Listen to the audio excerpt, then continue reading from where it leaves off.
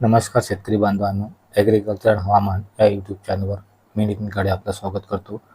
पावसासंबंधी अत्यंत महत्त्वाचे update, orange अलर्टच्या संदर्भात अत्यंत महत्त्वाचे अपडेट.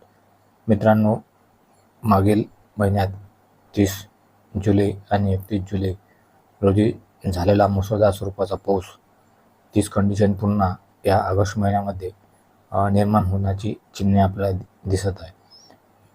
महाराष्ट्रातील 2 विभागाकरता ऑरेंज अलर्ट असणार आहे. या 2 विभागामध्ये मुसळधार ते अतिमुसळधार स्वरूपाचा पाऊस होण्याची शक्यता आहे.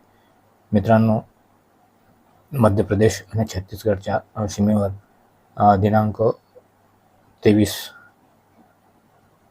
ऑगस्ट रोजी एक कमीदाब क्षेत्र निर्माण होताना दिसत आहे आणि त्याची तीव्रता ही वाढत जाऊन 24 ऑगस्ट रोजी ते महाराष्ट्रातील पूर्व विदर्भ आणि पश्चिम विदर्भाकडे येण्याची शक्यता, दाट शक्यता निर्माण झालेली आहे. आणि त्यामुळेच 24 ऑगस्ट रोजी महाराष्ट्रातील 2 विभागामध्ये म्हणजे पूर्व विदर्भातील संपूर्ण जिल्ह्यामध्ये आणि पश्चिम विदर्भातील 1 ते 2 जिल्ह्यामध्ये अतिमुसळधार स्वरूपाचा पाऊस होण्याची शक्यता आहे.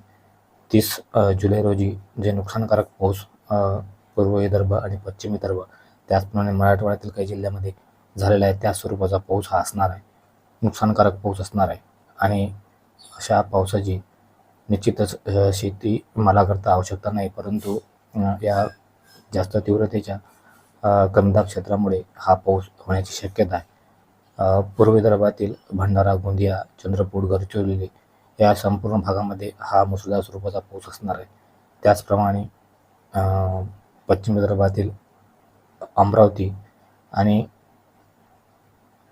मोर्शी, वरुड या भागामध्ये हा मुसळधार स्वरूपाचा पाऊस होण्याची शक्यता आहे. मित्रांनो, हा पाऊस 24 ऑगस्ट नंतर 25 ऑगस्ट त्याचप्रमाणे 26 ऑगस्ट रोजी सुद्धा पूर्व आणि पश्चिम विदर्भामध्ये कायम राहण्याची शक्यता आहे.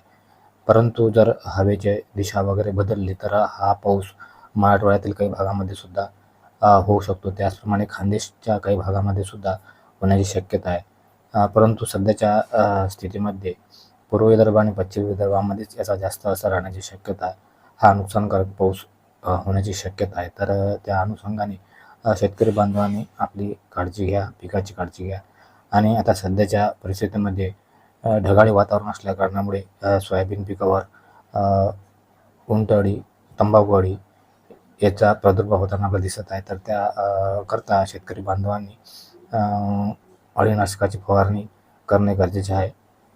त्याचप्रमाणे पुढील दिवसामध्ये म्हणजे 15 ऑगस्ट, 16 ऑगस्ट आणि 17 ऑगस्ट कोणत्या भागामध्ये पाऊस असेल याची माहिती आपण पुढील व्हिडिओमध्ये देणार आहोत.